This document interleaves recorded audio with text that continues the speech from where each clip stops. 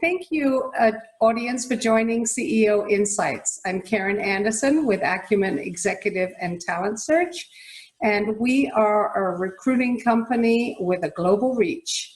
We are high touch and love our client companies.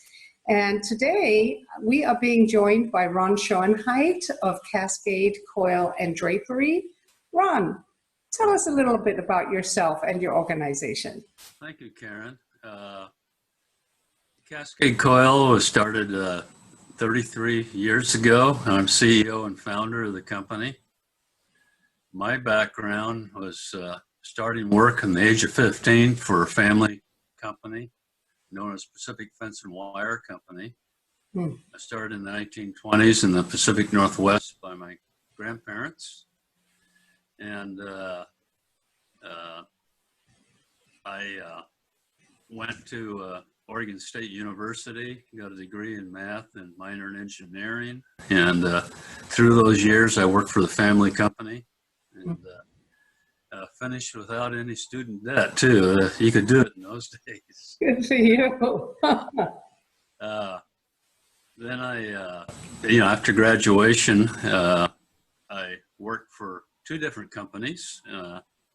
Gunderson Brothers, a local fabricator of railroad cars and barges, and I became assistant facilities engineer, manager, about 2 years out of college, and had some tremendous projects, launching ways for oil barges being built for Alaska, and a very interesting project.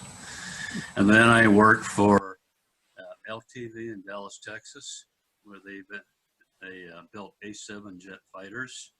Wow, big difference.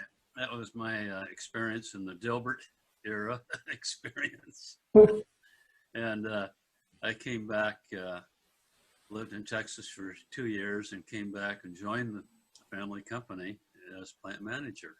And we went through a lot of growth in Pacific Fence and Wire. The company made chain link fences, fireplace screens.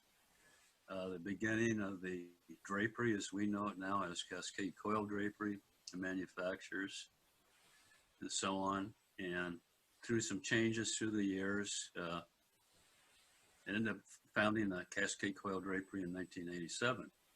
So my cousins still run Pacific Fence and Wire. Oh, really? And Cascade is continuing the family tradition with my son working here. I have a sister working here. Wow. So I have grandkids that work here now. So. A true family company and a proud member of PNDC where we enjoy time together. And you also are owner of Stickman's, are you not, the brewery? Stickman's Brewery in Tualatin with my oldest son. And that's been a lot of fun. And it's still kind of in the startup mode. Mm-hmm. So here you are with all Go ahead. I was going to say, here you are with all this amazing experience and in diverse organizations, and you're at the helm of Cascade Coil. What's going on right now? I know with COVID, our world just got turned upside down, but tell me a little bit about what's going on at Cascade Coil. Well, Cascade Coil, we weave round wave coiled wire. And similar to what most people know, the product that they're familiar with is fire screen mesh, flexible fire screen mesh in front of a fireplace. It's all that same type of coil, but we use different colors, different materials, and so on. And we get into, most of our current products are more of architectural in nature. They're spec'd by architects and interior designers. And those would be for window treatments, dividers, lighting effects, outside of buildings, energy savings, all kinds of advantages. We find more and more advantages to the material and things it'll do as time goes on. And now we've gone into industrial safety. We do guards, we get into security, and we do blast protection too. And I've done a lot of business in Canada and a few other, U.S. projects, and and are waiting for specs to be published now so that we can go full bore into that area. So I understand from our previous conversation that you have a novel revolutionary idea. Tell us a bit about that. Well, when this crisis hit a few months ago, a couple months ago, there was a period where, in the news they were saying that the government and so on, they're asking for companies to come forward if they can help manufacture some of the things needed for hospitals and so on. And I looked at our company and what we do. I said, well, I really can't think of anything, but in the back of my mind, I had we had used copper wire for a couple of projects. Copper over steel is about 33% copper.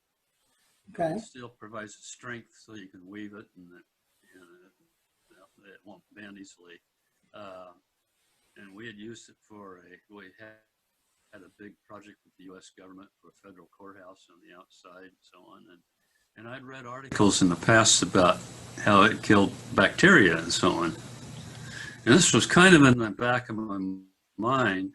Then one day, it was towards the end of the day, and I was looking at a few news stories on the internet, and I saw this story that was headlined, Copper Kills Coronavirus. And that was a headline. And I started reading that, and I said, oh, here we go. Now I know what we can do. And this has become about 60–70% of the time I spend at work. I'm working on this project, and I've developed a team and so on, and we're all excited about it. And I've done a lot of research, a lot of reading, and so on, and approaching the test stage, very close to the pet test stage now, within 2 weeks, as of today. At Oregon State University of the preliminary testing, and we're really excited about that. It helps that I'm in on the board of advisors for the science department of Oregon State. Absolutely. Maybe I got a little bit of special treatment, but well, they were urgency in trying to protect people right now. And what I'm hearing from you is that your copper wire could conceivably protect patients in hospitals by reducing the transmission of bacteria. Is that, That's am correct. I hearing this correctly? Yeah, that's correct. Okay. So the next question is, where would you put this wire? Would you put it on HVAC?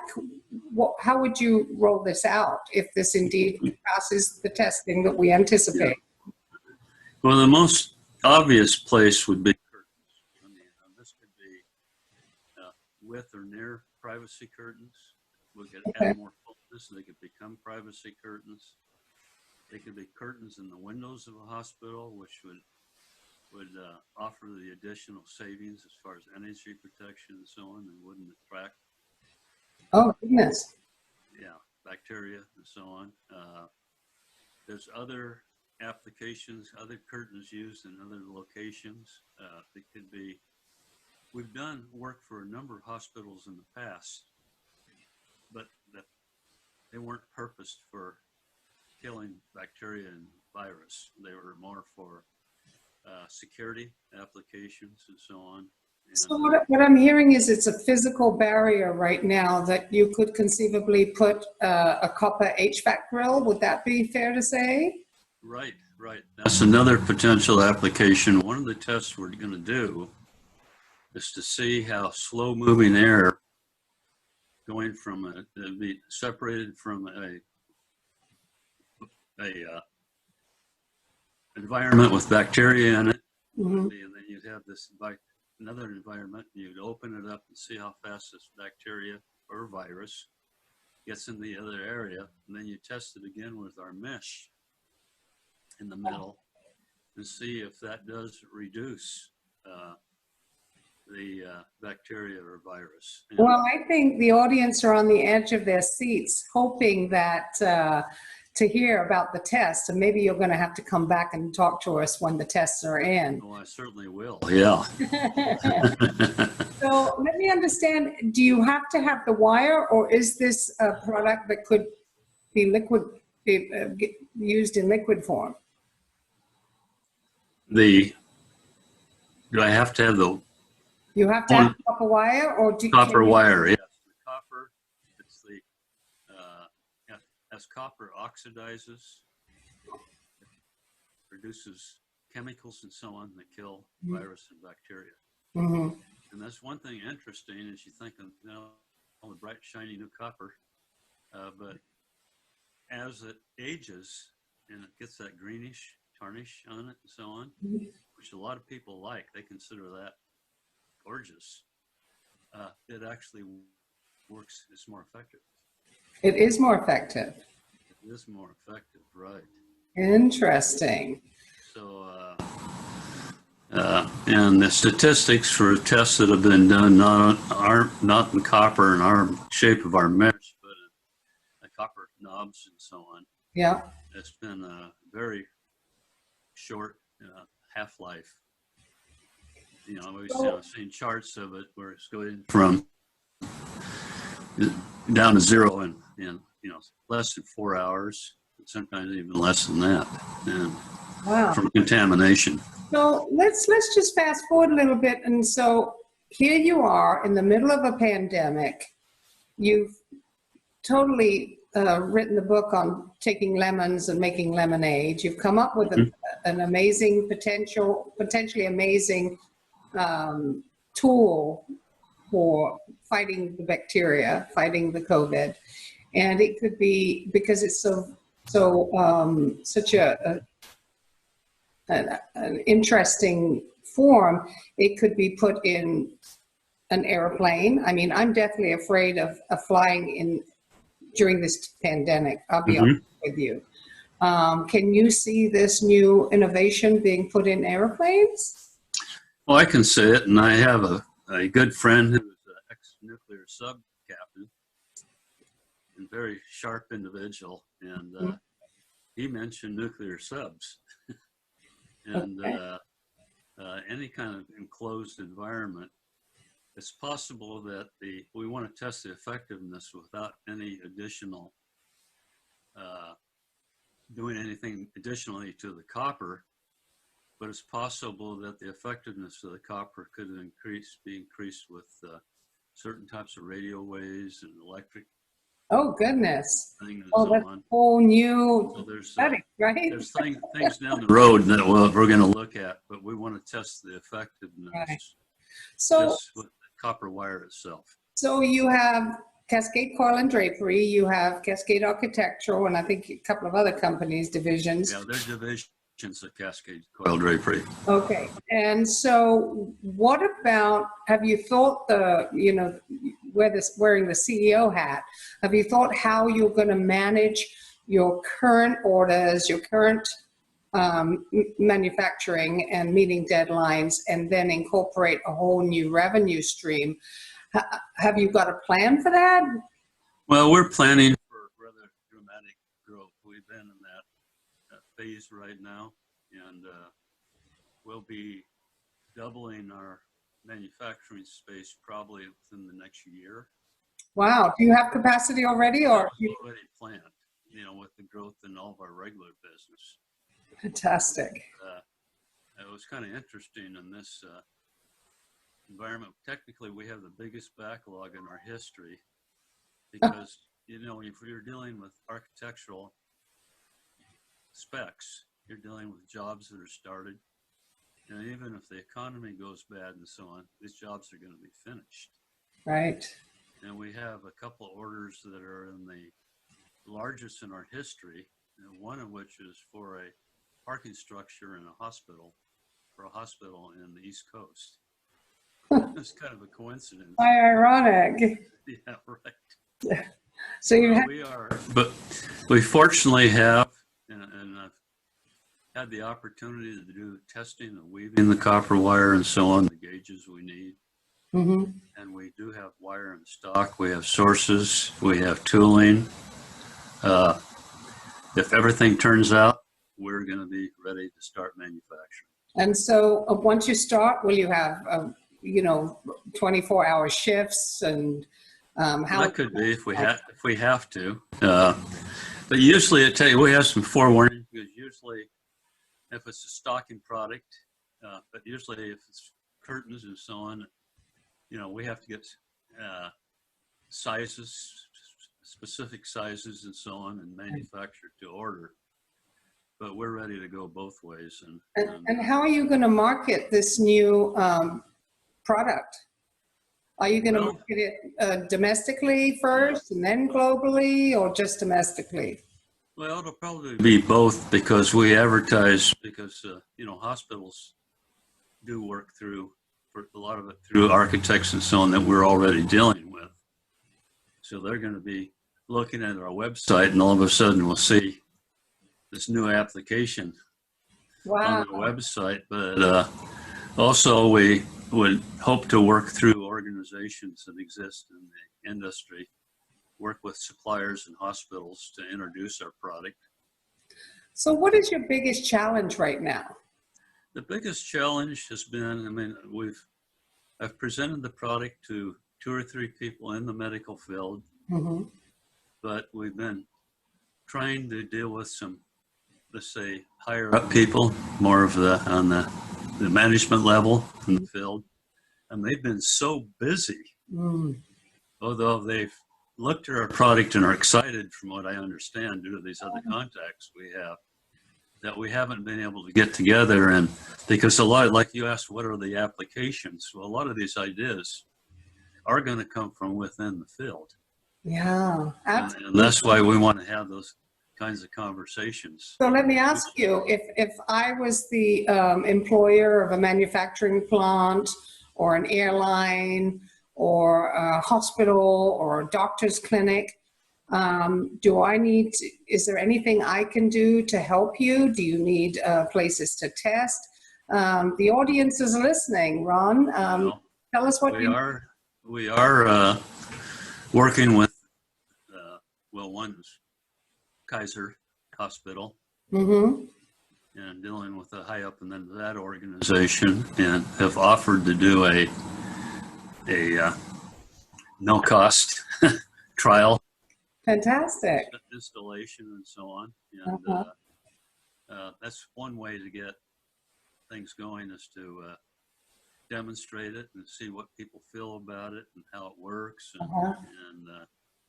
and help generate more ideas. Because with the applications of our material, almost all of the ideas have come from outside our company.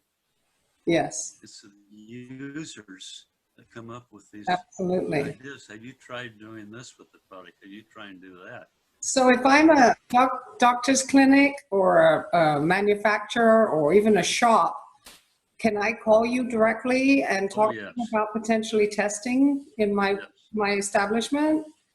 Yeah. Okay, so audience, we will definitely make sure that Ron's contact information and website are posted at the end of this conversation. I know that the biggest challenge is getting the word out and deciding on your product line. Do you have timelines for this, Ron? Well, obviously my timeline is to do as soon as possible.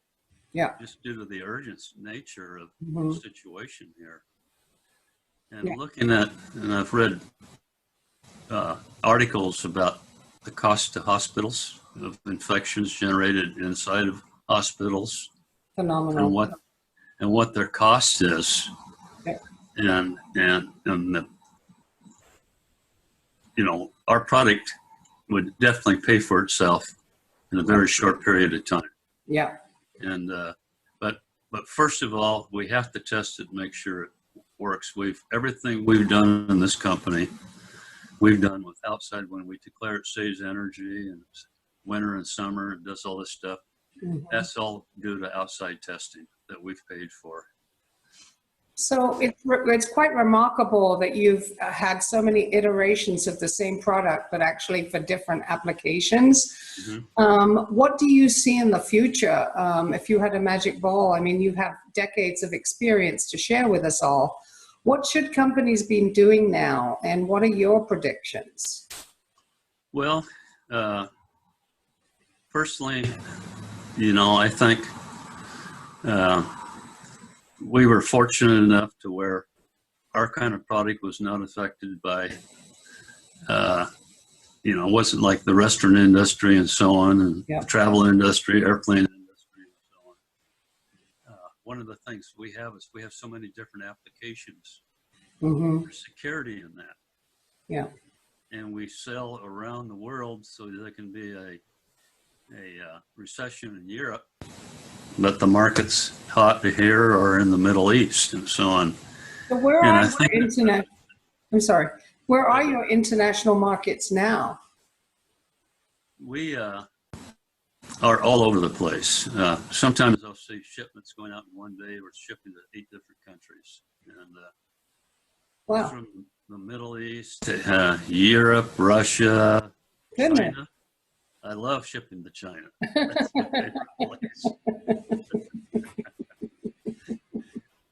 And it's been amazing through the years. We've had as much as one year we've got 40% of our total sales outside the United States, and I think that'll continue to go on because we're, our business is very unique business. It's a very there's no call it commercial machinery that does the work. We design and build our own machines. Yeah. And, we've gone in a lot more. In the beginning, it was more about the beauty of the product and so attractive and so on. And now it's become more and more about functionality. And therefore, we've really increased our engineering staff, our technical staff, and so on. And it's been a lot of fun.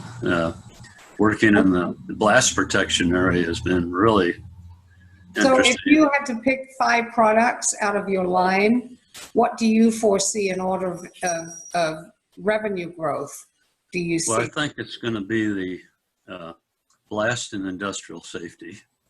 Are going to be huge because, especially industrial safety, because that's required. And we close about 90% of our requests for quotes and end up being orders in that field. Security is another. It's a pretty obvious area. I think that this copper clad steel market could be in, the top 5 and so on. And the other thing that's really becoming more and more of a big thing for us is exterior cladding on buildings and parking structures for decor, safety, and for energy savings. Okay, so energy savings is a big part of your mission too. So now we have health savings, savings and energy savings. Boy, you really have quite the upgrade on. Our product's been, we've received letters from people saying that our product has saved lives. And it uses it as a guard and a power press. So that must be an amazing feeling. Yeah. And personally, that's one reason at my age why I'm still around, because I like the idea of working with products that save lives and make life better for people and so on. It's really challenging. It keeps me going, and I enjoy it. Although sometimes I do get, with our government and the time it takes to approve things and so on, even though we've spent over $1 million testing our product for blast protection, it sometimes takes a while. It takes a lot of patience, and but we have it, and we'll keep on trying, and hopefully we'll have positive results with our product. Even though it has holes in it, people say, well, that wouldn't be as good.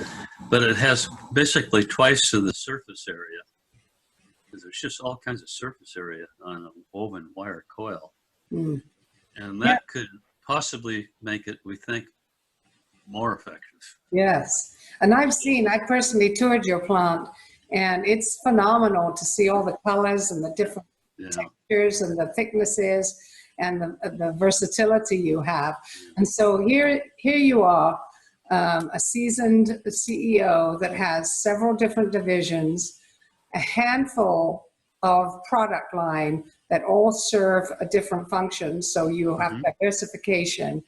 And now at your age, if you don't mind me saying so, you are rolling out a product not only that everyone seems to need, if it's proven, everyone will need this. And, and what are projections? Have you done projections for a year from now, 2 years from now? It's really too early. I mean, one thing is I'm very close to, having some conversation with people, management in the industry, and that will really help. But without that feedback, it's really difficult. I know what we can do and our ability to grow and so on, and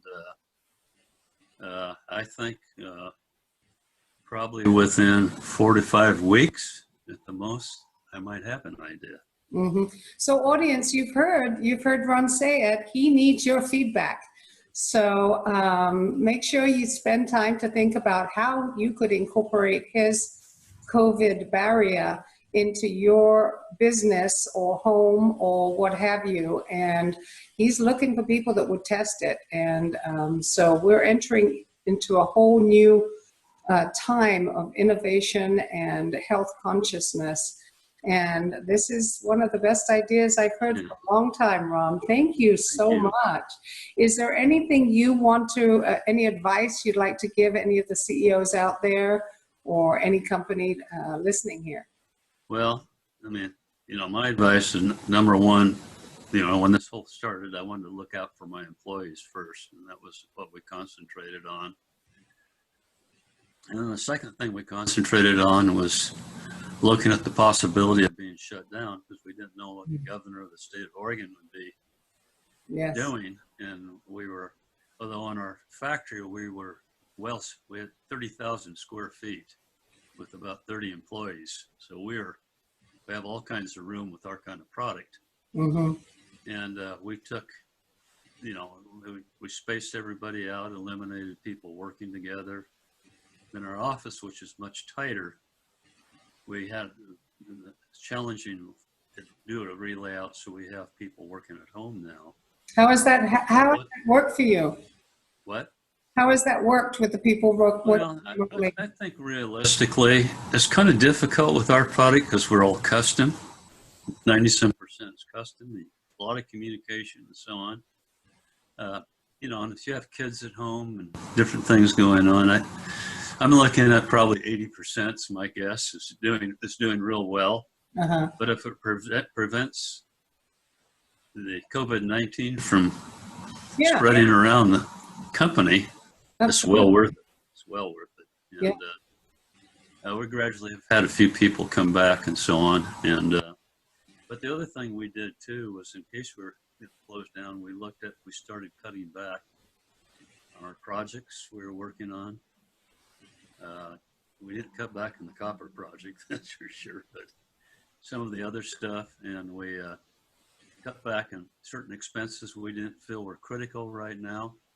So just in case we had to drop down as far as our sales and our ability to manufacture, we could still hang on to most of our experienced people.